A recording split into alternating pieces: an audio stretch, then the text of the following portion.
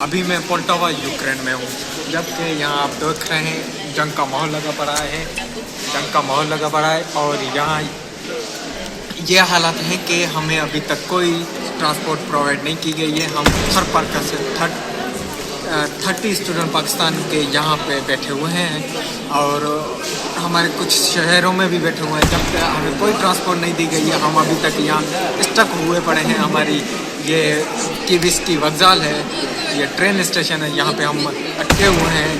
तो हमें तावन चाहिए। हम आपको दिखाएंगे कि ये हम आपको ये दिखा रहे हैं, यहाँ पे ट्रेन है और लोगों का हुजूम देख सकते हैं।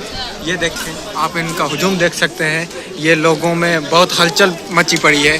कई फॉरेनर स्टूडेंट्स, कई लोग यहाँ पे फंसे पड़े हैं। हमें पाकिस्तान की एम्बेसी ने बोला है कि पाकिस्तान की एम्बेसी ने हमें बताया है कि हमने वो कई लोगों को एवैक्यूएट किया है, जबकि हमने सिर्फ सुना है, जबकि यहाँ तक अभी कोई भी बच्चा यहाँ से नहीं जा पाया है पाकिस्तान की एम्बेसी तक।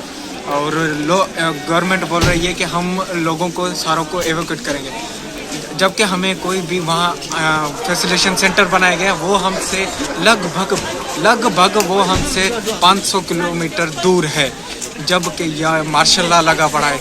यहाँ जंग का हालात लगे पड़े हैं। यहाँ कोई प्राइवेट ट्रांसपोर्टेशन नहीं चल रही है। तो हम वहाँ तक पहुँचे तो कैसे पहुँचे? तो हमारी दरख्वास्त है प्राइम मिनिस्टर इमरान खान से, एम्बेसडर नील खोखर साहब से, कि हमें जल्द से जल्द यहाँ से निकाला जाए और यहाँ पे जो भी मामला है हमें यहाँ से एवैक्यूएट किया जाए और सेफ जगह पहुँचाया जाए। और ये चीज़ आप देख सकते हैं। तो ये बहुत बुरे हालात लगे पड़े हैं, सब हलचल में मचे हुए हैं। और ये चीज़ें हैं जो हम लोगों तक पहुँचा रहे हैं।